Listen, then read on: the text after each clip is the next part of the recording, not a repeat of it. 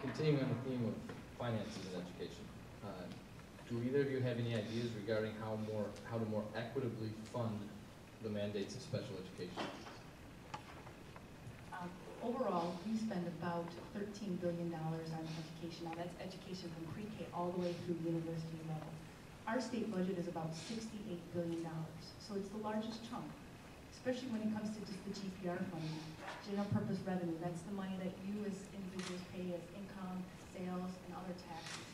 Our state budget as well is half funded through the federal government. So sometimes with those dollars that we are getting from the federal government, we really don't have any say on how they're being spent.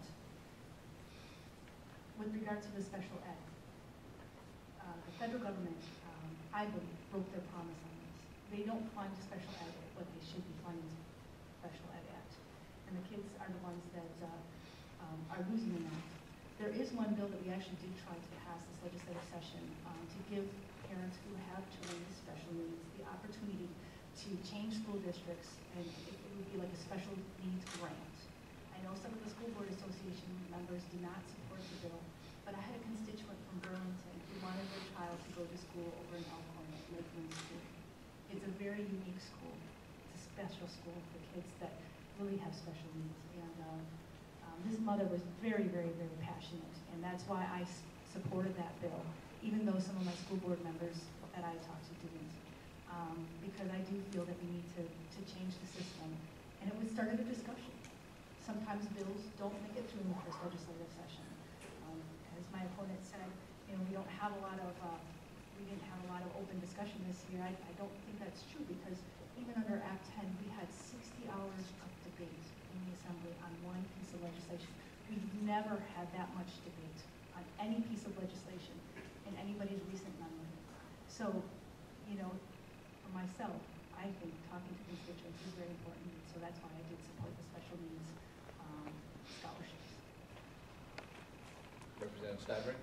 We did have 60 hours of debate. Unfortunately, there was no response from the other side.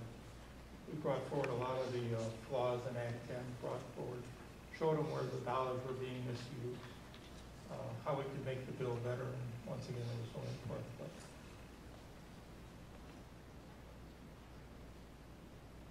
I think we need to prioritize our funding for public schools. When we start sending millions of dollars to voucher schools in Milwaukee, that doesn't do anything to help the special needs programs in our schools, in our local communities.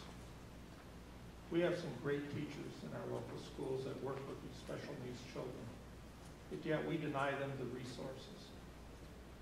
Why? Because we're sending money to Milwaukee and other voucher schools on experimental programs, which really they're not accountable for. Yet our public schools are held accountable for it. They do a great job. So those dollars have to come back to our public schools in order to do the job we need to do. So if we can quit wasting our tax dollars, prioritize them, put them where they're going to do the best job, it's going to make a difference. I'm very fortunate to be in Pleasant Prairie and be associated with the Recplex. At the Recplex, we have a special needs program for children and adults. And you get to see the difference it makes in their lives. And I think we work with the schools on that and the different community groups. But the voucher schools, they don't have to be accountable.